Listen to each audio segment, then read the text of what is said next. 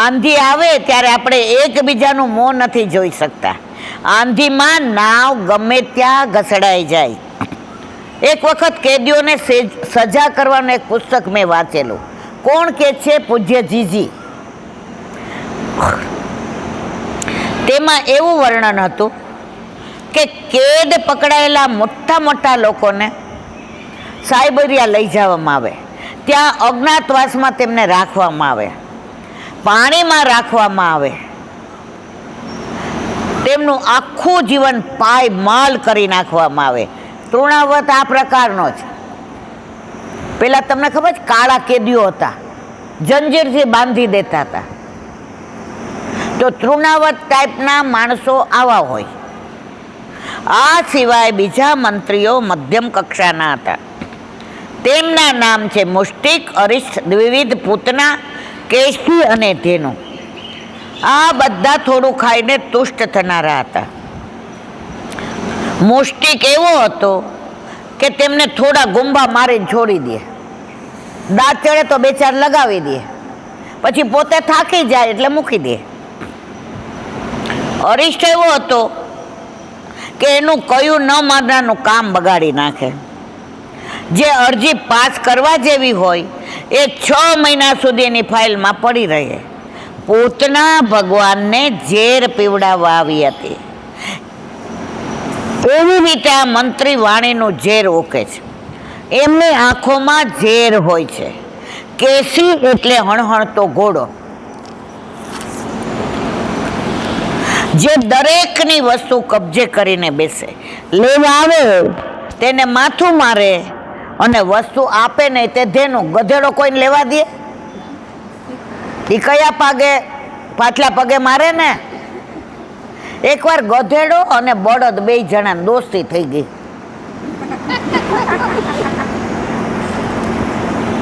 એટલે પેલાના જમાનામાં ગધેડા બધા આ રેતી ને એ બધું લઈ જતા હતા.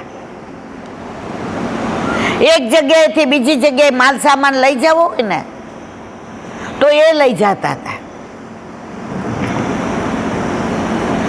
તો ગધેડો છે ને આમ આમ આમ એવો આમ મસ્ત ચાલે લટક મટકતો, અને બળદ થાકી જાય ને એટલે ઘડી ઘડી હા હા એમ કરે. તો ગધેડો કે ભાઈ તું થાકી જાશો, મારી જેવી વિદ્યા અજમાવ. બળદ કે શું કરવાનું? એ કે તારો માલિક તારા ઉપર આ બધો માલ નાખે ને તારે હેઠું બેસી જવાનું. એ કે કેમ? એ કે સમજી જાય કે આ વધુ નહીં લઈ જઈ શકે, એટલે મસ્ત ચાલીએ ને એટલો જ ભાર વેંડારવાનો. મારા ઉપર જો જેવું નાખે એટલે ધડ કરતો બેસી જાવ, પછી અડધો અડધ લઈ લે ને એટલે મસ્ત ચાલુ. તું શું કામ આવી મજૂરી કરસ? ત્યારે બળદે જવાબ આપ્યો, એ બધાય સાંભળજો. તે કહ્યું ભાઈ તું ગધેડો છે અને હું બળદ છું. અમે ગાયના વંશના છીએ.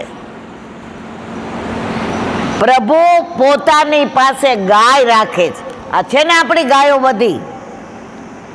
પ્રભુને ગાયો બહુ વાલી છે, એટલે અમે ગાયના વંશના આવું ના કરી શકીએ. ગધેડાને વ્રજમાં રાખે કોઈ? આપણા ઘર પાસેથી નીકળ્યા હોય તો આપણે એમ કહી લ્યો ગધેડાને ખવડાવો,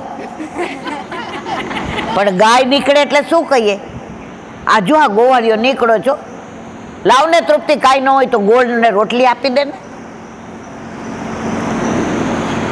એટલે બળદે કહ્યું અમે તો ગાયના વંશના છીએ. પ્રભુ પોતાને પાસે છે. ગધેડા રાખતા એટલે ગધેડા આવું કરી શકે, અમે બળદ આવું ના કરી શકીએ. ખરું ખોટું મારા વાલા? ઊંઘ આવે છે બધાને? તો વાંધો નહીં. આજે બહુ ગરમી છે ને, સખત.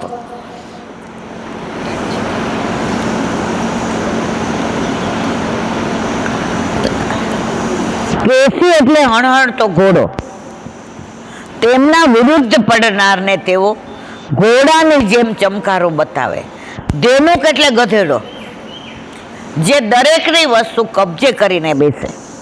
લેવા માટે આવે એને માથું મારે અને વસ્તુ આપે નહીં તે તેનું. કંસના મંત્રીમંડળમાં આવા ઘણા મંત્રીઓ હતા. આ મંત્રીઓ મળીને કંસને સલાહ આપી, જો જેવા રાજા હોય ને એવી જ પ્રજા હોય. રાજન જેટલા યાદવો છે ને એ બધા દેવોના પક્ષપાતી છે. એમને વીણીને મથુરમાંથી કાઢી મૂકો. હારા માણા હોય તો સારું રાજ કરવું પડે ને. બધા કંસ જેવા હોય પછી આપણે જેમ કરવું હોય તેમ થાય.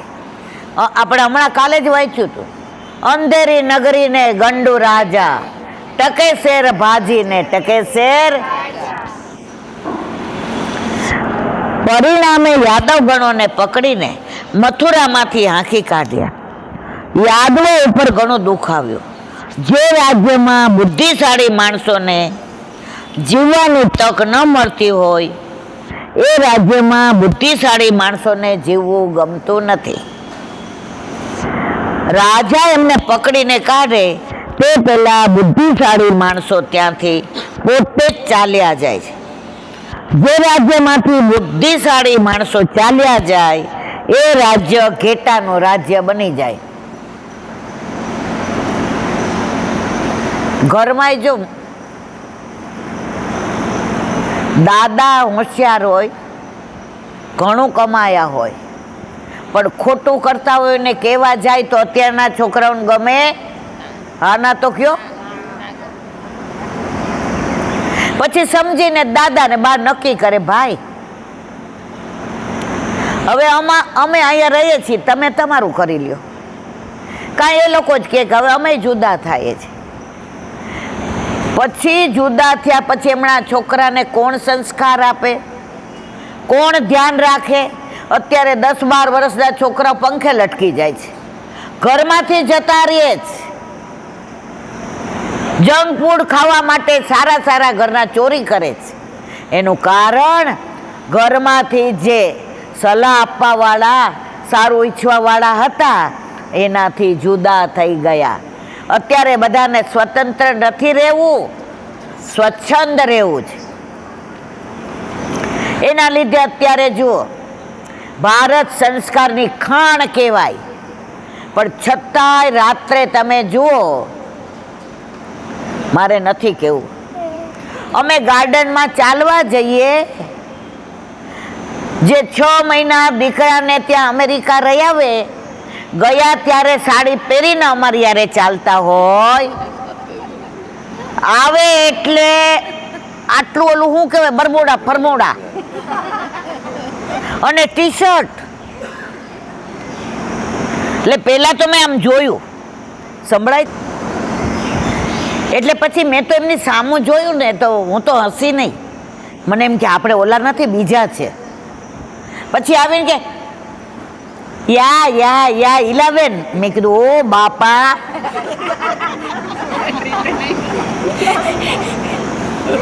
મેં કીધું તમે ઓલા કંચનબેન? હવે મને ત્યાં બધા ક્રિષ્ના કહે છે. અરે તમારી ભલી થાય. મેં કીધું ઘણું શીખી આવ્યા હો. એ દેશમાં છે ને આવી જ રીતે રહેવું પડે.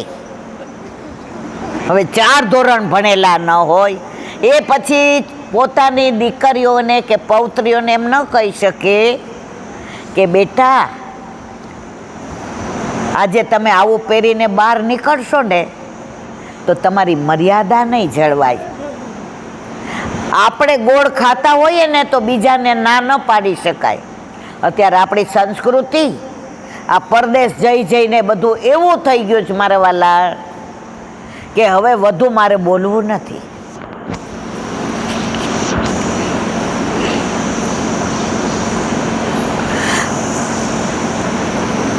સાચો રાજા સ્વતંત્ર વિચારકોને પોતાના રાજ્યમાં વસાવે અને અભિમાની રાજા સ્વતંત્ર વિચારકોને પોતાના રાજ્યમાંથી કાઢી મૂકે.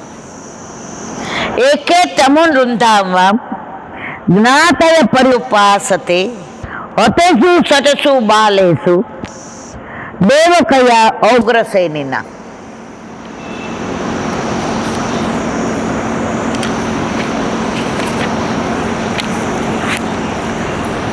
જે નાક કટ્ટા હતા ને એવો વિચાર કરતા.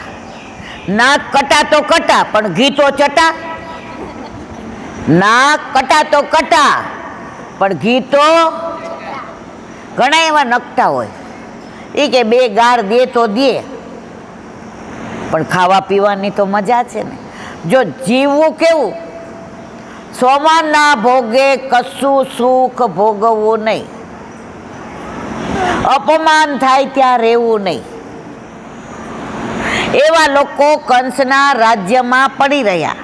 બીજા કેટલાક અક્રૂરજી જેવા પણ હતા, જે જો કંસને ડરીને મથુરા મંડળ છોડી દેશું તો યાદોની જે ગઈકાલ સુંદર હતી તે આવતીકાલ અંધકારમય બની જશે.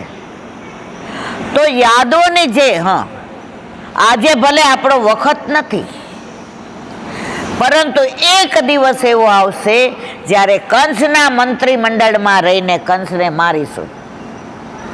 આને કહેવાય સાપ મૂસક ન્યાય. સાપ કરંડિયામાં બંધ થઈ જાય, હવે બહાર નીકળવું છે, અને ઉંદરડો ચારે બાજુ ફરતો હોય. હવે સાપ ઉંદર ને એ ઉંદર ભાઈ અહીંયા આવો, અહીંયા આવો. ઉંદર કે ના, તારી ભાઈ ના આવાય. અરે મારે ભાઈબંધીની વાત કરવી છે. અમારું મીટિંગ થઈને ત્યારે બધાય કહેતા હતા ઉંદર ભાઈઓને કોતરતા આવડે ને એવું બીજું કોઈ ન આવડે. કોઈનું કામ હોય ને એટલે ચગાવવાના. એટલે ઉંદર કે હાવો મારી કોતરણી તો કેવું પડે. એ કે આ કોતરી દો ને તો હું બહાર નીકળું. ઉંદર કે ના હો, પછી તમે મને ખાઈ જાવ તો. એ કે ભાઈ કોઈ આપણું કામ કરે ને ખાઈ જવાય? એ કે તો નહીં ખાવ. એ કે ના. બિચારા ઉંદરે કોતરી દીધું અને સાપ બહાર આવીને ઉંદરને, આને કહેવાય સાપ મૂસક ન્યાય. કામ હોય ત્યાં સુધી સમજી ગયા ને બધાય. એટલે અક્રૂરજી કહે છે કે આપણે આ મથુરા છોડવું નથી, મથુરામાં રહીને જ કંસને હરાવવો છે.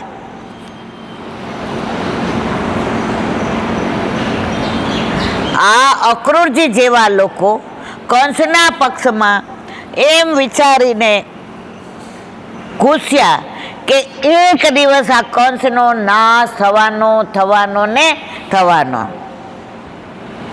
રાજનીતિ કહે છે કે જ્યાં તમે બેઠા છો ત્યાં તમને કોઈ ડરાવે તો ત્યાંથી ખસશો નહીં. ત્યાં ને ત્યાં ચોટેલા રહો, ફરી એક દિવસ તમારો આવશે. યાદવોમાં અક્રૂરજી જેવા મોટા રાજનીતિજ્ઞો પણ હતા. અક્રૂરજી જેવા રાજનીતિજ્ઞોથી અભિલાષા વર્ષ અને 52 દિવસ પછી સફળ થઈ.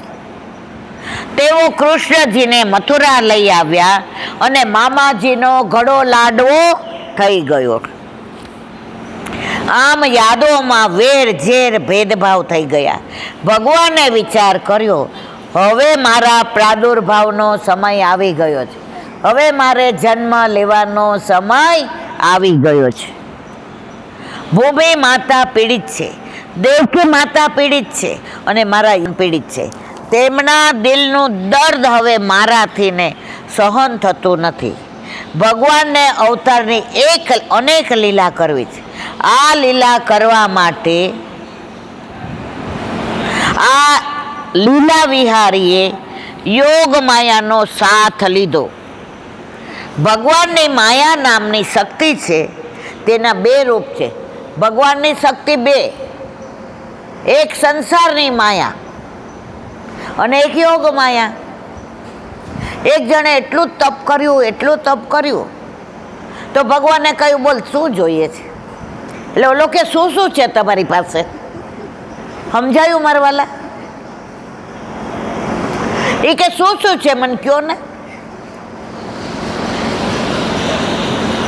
એ કે સાંભળ, મારી પાસે બે માયા છે. એક સંસારી માયા, એમાં હું તને નચાવું, અને બીજી યોગ માયા, એમાં તું મને નચાવે. બોલ શું જોઈએ છે? બોલો કે તમને નચાવે એવી માયા. એવી માયા ઘરમાં હોય ને, વૈષ્ણવી માયા. પ્રભુને પ્રેમ કરીએ, પ્રભુ હારે વાતો કરીએ, પ્રભુનું મનાવર કરીએ, પ્રભુને જગાવીએ, પ્રભુને સ્નાન કરાવીએ, પ્રભુને શ્રૃંગાર કરીએ, દર્પણ દેખાડીને પૂછીએ, લાલા આજે બધા શ્રૃંગાર ધરાવ્યા તને ગમે જ? તને ના ગમતા હોય તો તારી માને ગમે છે એટલે કેવા ધારણ કરીને બેઠો છે? જારીજી ભરીએ, યમુનાજીને યાદ કરીએ, પીછવાઈ લગાડીને વ્રજભક્તોને યાદ કરીએ. આ માયા આવી જાય ને તો પ્રભુ પાસે લઈ જાય, અને સંસારની માયા આવી જાય તો સમજી ગયા ને? એક માયા ભગવાનથી સૌને દૂર લઈ જાય, અને બીજી માયા સૌને મોહનજી પાસે લઈ જાય. શ્યામ સુંદરની માયા જેને લાગે તે જ શ્યામ સુંદરને યાદ કરે. આમ માયા નકામી છે, તો એ જ માયા કામની પણ છે. માયા વિના દુનિયામાં એક ડગલું પણ ભરાતું નથી. માટે ભગવાને પોતાની સાથે સંબંધ કરાવનારી માયાની મદદ લીધી. ભગવાન અપી વિશ્વાત્મા વિદિત્વા કંસ જમ ભયમ યદુના નિજનાથાનામ યોગ માયા સમાધિસન. ભગવાન વિશ્વાત્મા જ.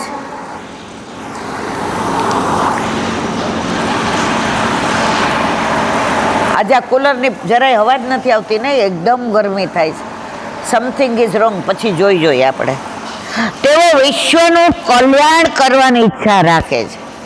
તેમને યોગ માયાને આદેશ આપ્યો, ગચ્છ દેવી વ્રજમ, હે દેવી તું વ્રજમાં જા. આ માયા કલ્યાણકારી છે, તેથી તેના માટે સંબોધન કર્યું ભદ્રે. ભદ્ર એટલે કલ્યાણ.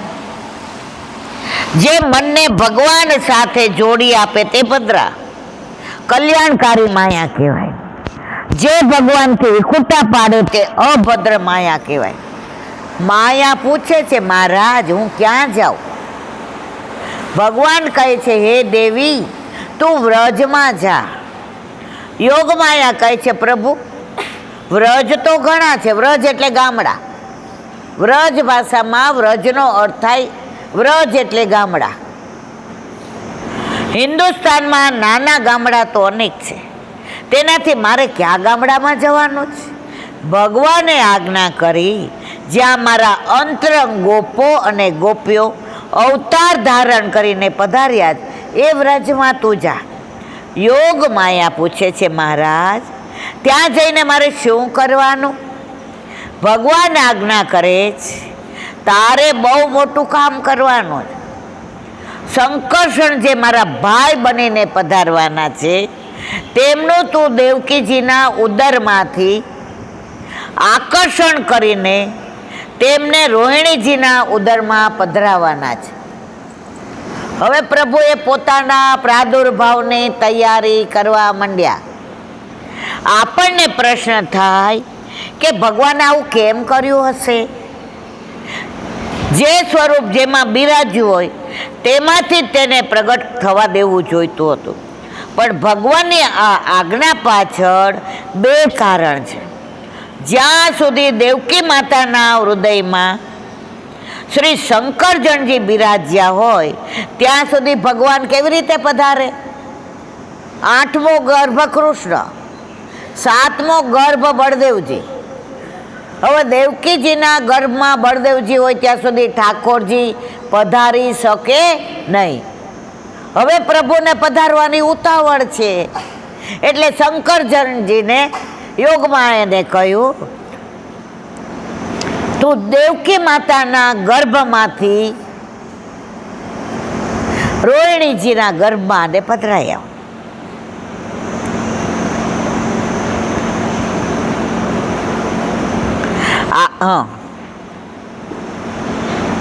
7મા પુત્રનો જન્મ થાય પછી જ 8મા પુત્રને આવવાનો અવકાશ મળે. હજી તો દેવકીજીના ઉદરમાં પધરેલા દાઉજી 5-6 મહિનાના થયા હશે. ભગવાનને પૃથ્વી ઉપર પધારવાની ઉતાવળ આવી, માટે ભગવાને યોગ માયાને આવો ઉપદેશ આપ્યો. બીજું કારણ એ છે, પ્રભુ વિચારે છે કે દાઉજી શંકરસણજીનો અવતાર છે, શેષ અવતાર છે. શંકરસણ જ્યાં પધારે ત્યાં સંહાર કરે. જો દાઉજીને ગુસ્સો આવે એટલો કોઈ નો આવે. રામ અવતારમાં એ શું હતા? લક્ષ્મણજીને ગુસ્સો બહુ હતો ને. ઓલા કેવટે સામે ઉતાર્યા તો રામચંદ્રજીએ કીધું કે શું ઉતરાય આપું? તો કેવટે કીધું પ્રભુ આપણે બેનો ધંધો હરખો જ. સમજાય છે મારી વાત? શું કીધું? આપણા બેનો ધંધો હરખો એટલે બહારથી તમારી પાસે ન લેવાય. લક્ષ્મણજી ઊભા થઈ ગયા. શું મારા મોટા ભાઈ નાવ ચલાવે છે? રામચંદ્રજી હાથ પકડીને કીધું, લક્ષ્મણ એ સાચી વાત કરે છે. આ કેવટ સાબે કિનારેથી બધાના આ કિનારે લઈ આવે છે અને હું બધાને ભવપાર ઉતારું છું. ભવપાર એટલે ખબર ને મારવાલા? તો અમાર બેનો ધંધો હરખો થયો કે નહીં? એટલે લક્ષ્મણજીને ગુસ્સો બહુ આવે. એ જ લક્ષ્મણજી કૃષ્ણ અવતારમાં શું થયા?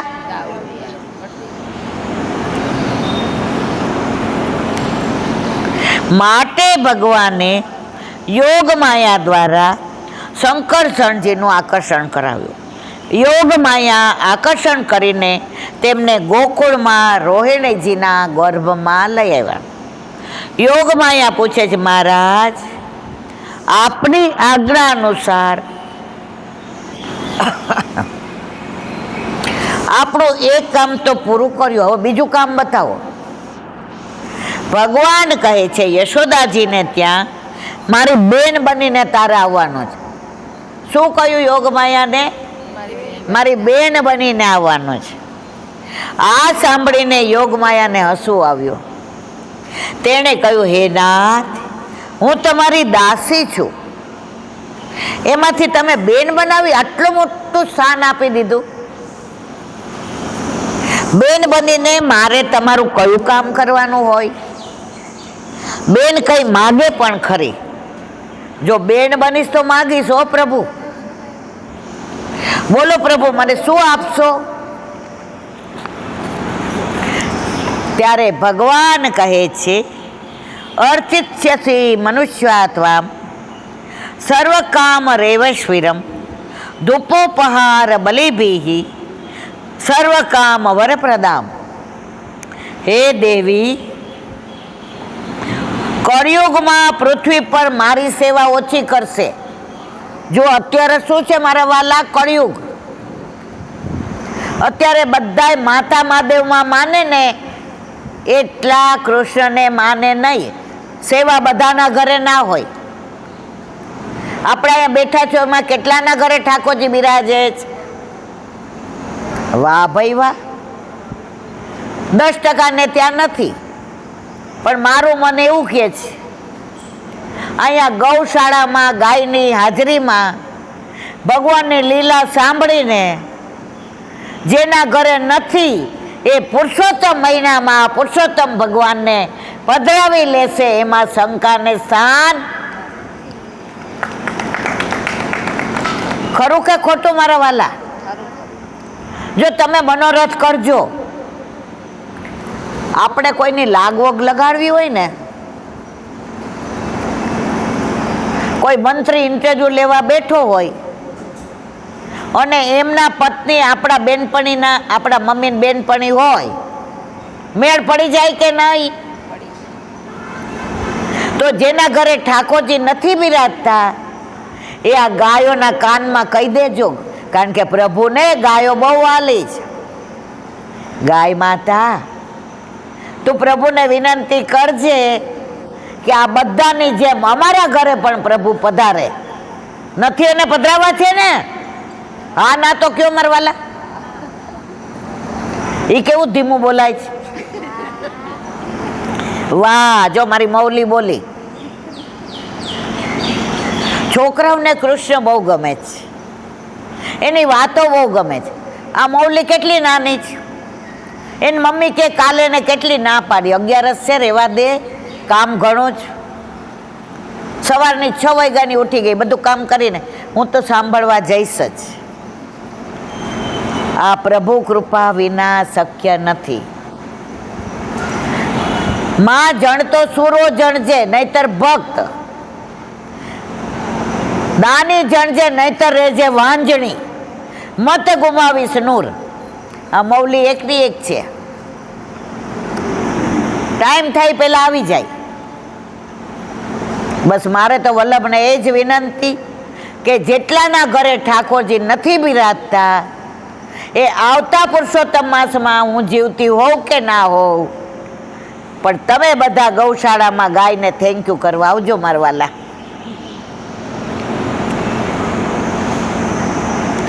હે દેવી, કળિયુગમાં પૃથ્વી પર મારી સેવા ઓછી થશે, તારી પૂજા વધશે. માટે આપણા કેટલાક વૈષ્ણવોના ઘરમાં નવરાત્રિમાં માતાજીનું સ્થાપન જોવા મળે છે. એક બાજુ ઠાકોરજી હોય ને એક બાજુ માતાજીનું સ્થાપન. આવું કરાય ખરું મારવાલા? આપણો ઘરવાળો હોય પછી એમના ભાઈબંધને આપણા ઘરમાં હુવડાવાય, એમની હારે હોટેલમાં જવાય? તમે એકને ભજશો ને, ઓલા નાવમાં ઓલો માણસ જાતો હતો ને ડૂબવા માંડી, એ કે હનુમાનજી આવશો, હનુમાન ચાલીસા. હનુમાનજી કે હવે જવું પડશે, હજી ઊભા થયા ત્યાં કે આ નહીં આવે. એ શંકર ભગવાન, શંકર ભગવાન કે આપણે જવું પડશે, આડે શિવ મહિમા સ્તોત્ર કર્યું. એ કે આ શંકરે ન આવ્યા. હવે માતાજી જય આદ્યા શક્તિ, માતાજી ઊભા થયા ત્યાં નાવ ડૂબી ગઈ. પણ એકને જ બોલાવ્યા હોય તો તમારી નાવ ડૂબવા દે? જવા દો જી નૌકા કિનારે કિનારે, જવા દો જી નૌકા કિનારે કિનારે.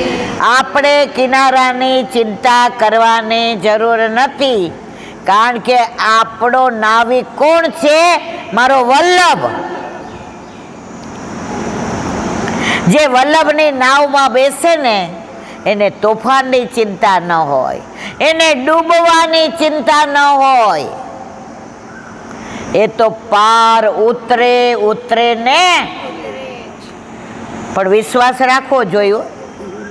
પાછા વલ્લભ કરતા કરતા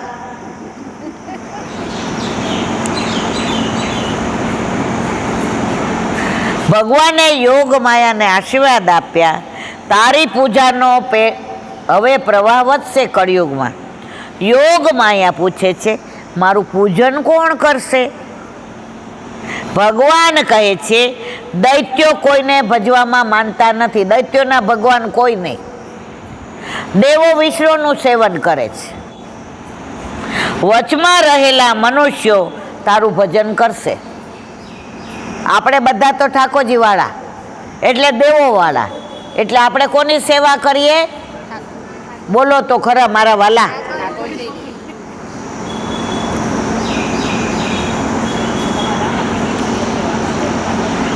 મનુષ્યો દેવી પૂજા કરશે.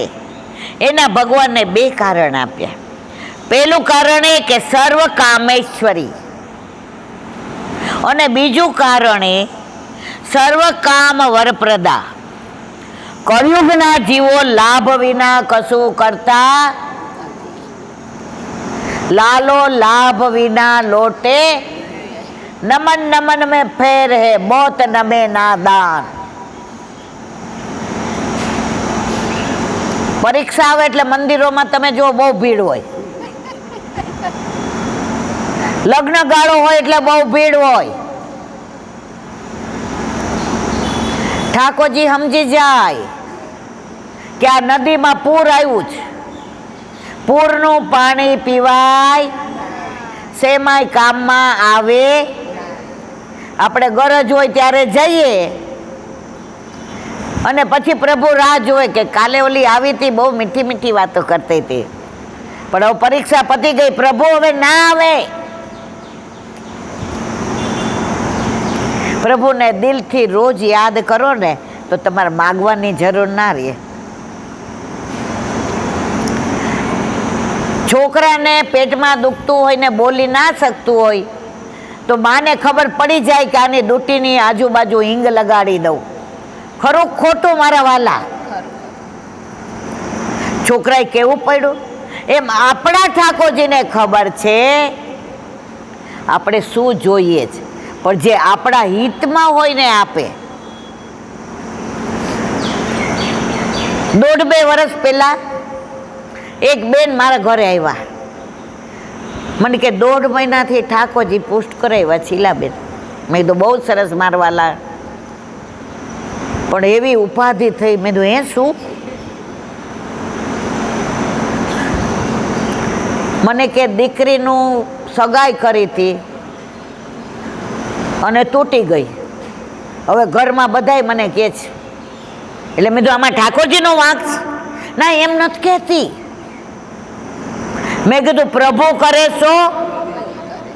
પ્રભુ આજે નહીં, કાલે નહીં, ક્યારેય આપણા અહિત કરતા નથી. પછી 6 મહિના પછી આખું ઘર આવ્યું 7 સીટર ગાડી લઈને. અમારા આજુબાજુવાળા ઘણી વાર મારી વહુને કહે, આટલી બધી બસ આટલી બધી ગાડીઓ ના આવે છે, તમારા સાસુ રાજકારણમાં છે? મેં તો હું મોટા રાજકારણમાં છું. દરેકના ઘરે ઠાકોરજી હોય ને એ રાજકારણ મારું છે. એમણે વાત કરી, બધાય સાંભળજો મારા વાલા. એ કૈલાબેન, તે દિવસે અમે 2-4 શબ્દો તમને કડવાય કીધા કે તમે એવી વાતો કરો છો ને કે અમારે પુશ કરાવવા પડ્યા. હું નથી બોલી, ઝઘડો ના કરાય. મેં કીધું બેન હવે પુશ કરાવ્યા, તમારે પધરાવી દેવા તમારા ઘરે પધરાવી દો. ના, એવું કાંઈ નથી કહેતા. મોઢું બગાડીને ગયા. બધા આવ્યા. ઓલી દીકરી આવીને મને ભેટીને રડવા માંડી. ઈલા આંટી, મને બહુ દુઃખ થતું હતું. છોકરો સારો હતો, દેખાવડો હતો. ઇન્ટરવ્યૂમાં એમ કીધું કે બધું બરાબર છે અને અમેરિકા હતું, પણ જ્યારે તપાસ કરાવી ત્યારે ખબર પડી એ પરણેલો હતો ને એને ટ્વિન્સ હતા. હવે એનું તૂટી ગયું. એ ઠાકોરજી સારું કર્યું ખોટું? પ્રભુ કરે સો. આવા અનેક દાખલા છે. મારા ઘરે સાંજે 5:30 થી 6:30 5-25 વૈષ્ણવ હોય. બાર ગામથી આવ્યા હોય તો બસો લઈને આવ્યા હોય કે ઓલું ટેમ્પો ટ્રાવેલ્સ. પણ જે અમે આનંદ કરીએ છીએ, આજનો લાવો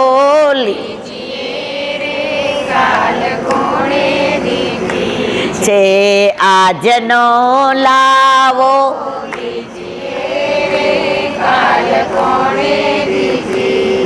જો કાલ ઉપર કાંઈ ન મુલતવી રાખો. કાલની તમને ને મને ખબર નથી. જે કરો એ આજ કરો, અત્યારે જ કરો. કાલની કોઈને યુધિષ્ઠિર છે ને, ઓલો અશ્વમેઘ યજ્ઞ કર્યો અને સાંજે બધાને દાન દેતા હતા. હવે દિવસ હાથમી ગયો એટલે કે બધું અંદર લઈ જાઓ. એક છેલ્લો બ્રાહ્મણ હતો ને, દોડતો દોડતો આવ્યો. એ મારે મોડું થઈ ગયું. યુધિષ્ઠિર કે કાલે. ભીમ નાચવા માંડ્યા, નગારા વગાડવા માંડ્યા, ઢોલ. યુધિષ્ઠિર કે શું થયું? એ કે તમારી મને ખબર પડી ગઈ. તમે તો અમર પટોળ, કાલ સુધી જીવતા રહેવાના, તમને ખબર છે? લખી દો, કાલ સુધી તમે જીવવાના. યુધિષ્ઠિર સમજી ગયા કાલની કોઈને ખબર. ઓલા બ્રાહ્મણને પાછો બોલાવ્યો અને દાન ડબલ દીધું કે કાલની મને નથી ખબર અને તને નથી ખબર. તો જે સારું કાર્ય કરવાનું મન થાય ને, જો આજે આ બેન લઈ આવ્યા, આ દીકરી લઈ આવી, બધાની વૃત્તિ એક જ છે કે અધિક મહિનામાં કાંઈક કરીએ. તો એમના બેની ઉત્તમ વૃત્તિ છે, ઉત્તમ ભાવના છે. હું તમે પણ એ જ ઈચ્છીએ જ કે 5 પૈસા કમાતા હોય તો 2 પૈસા પુરુષોત્તમ મહિનામાં સારા કાર્યમાં વાપરીએ. પાછું ભૂલી ગઈ કે આપણે દસમ સ્કંદ કરીએ છીએ.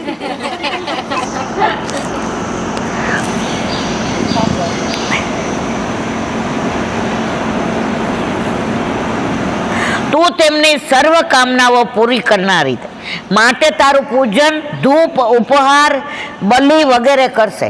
જો તમે માતાજીનું કરો ને, ઘણા એમ કે અમે છે ને માનતા કરી છે, પાવાગઢ અમારે હાલીને જાવું, અંબાજી હાલીને જાવું, રૂપાલ હાલીને જાવું. એટલે ઠાકોરજી કહે છે કે તું બધાને જે માગશે એ દઈશ, પણ હું તો જે માગશે અને એના હિતમાં હશે તો દઈશ, હિતમાં નહીં હોય તો ક્યારેય આપીશ. યોગમાયા પૂછે છે, મહારાજ મારે પૃથ્વી પર રહેવા માટે ઘર અને પીઠ પણ જોઈએ ને. ભગવાન કહે છે કોઈ તને નવદુર્ગા કહેશે, કોઈ ભદ્રકાળી, કોઈ વિદ્યા કહેશે, વૈષ્ણવી, કુમુદા, ચંડિકા, કૃષ્ણા, માધવી, કન્યકા, માયા, નારાયણી, ઈશાની, શારદા, અંબિકા એવા તારા અનેક નામ અને રૂપ હશે. તું એક પણ તારા અનેક પીઠો સપાશે. દુર્ગા દેવી કાશીમાં, ભદ્રકાળી ઉજ્જૈનમાં, એવી રીતે મહાલક્ષ્મી કોલ્હાપુરમાં, વૈષ્ણવી દેવીની એક પીઠ પંજાબમાં. પરંતુ શ્રી ભાગવતજીમાં જેમને વૈષ્ણવી દેવી કહ્યા છે તે કોલ્હાપુરના મહાલક્ષ્મીજી છે. આમ યોગ માયાને આજ્ઞા કર્યા પછી ભગવાન વિચાર કરે છે કે હવે મારા અવતારનો સમય આવી ચૂક્યો, માટે દેવકી અને વસુદેવજીમાં હું પ્રવિષ્ટ થઉં. બોલો વલ્લભા. શ્રીમદ ભાગવત અને મારા ગુરુદેવને ચંદ્ર સરોવર पे सूरदास, सुरभि कुंड पे परमानंद दासी, जमुनावता पे शंकर कुंभन दासी के माथे मेरा दरबार, बिलछू कुंड पे कृष्ण दासी के द्वार, कदम खंडी पे गोविंद स्वामी के द्वार पे मेरा, अप्सरा कुंड पे चित्त स्वामी के द्वार पे, मानसी गंगा पे नंददास जी के द्वार पे, रुद्र कुंड पे छत्रभुज दास जी के द्वार पे, व्रज विलास व्रजनी गोपिकाओं ने मारा दंडवत प्रणाम. हे वल्लभ, સવારથી અત્યાર સુધી સેવા સ્મરણ જે પણ તે કરાવ્યો તે તારા ચરણારવિંદમાં સમર્પણ કરો. ભૂલ અપરાધ થઈ હોય તો ક્ષમા કરશો. બોલો વલ્લભા. હૃદયના ચરણ રો ભરોસો, હૃદયના ચરણના કેરો, શ્રી વલ્લભ નખ ચંદ્ર છટા બિન સબ જોગમાં રો ભરોસો, હૃદયના ચરણના કેરો. साधन और नहीं आकली में जासु होय निवेरु, सुर का कहे द्विविध आंधरो, बिना मोल को तेरो भरोसो, हृदयना चरणना, हृदयना चरणना, हृदयना चरणना केर. શ્રી વલ્લભા.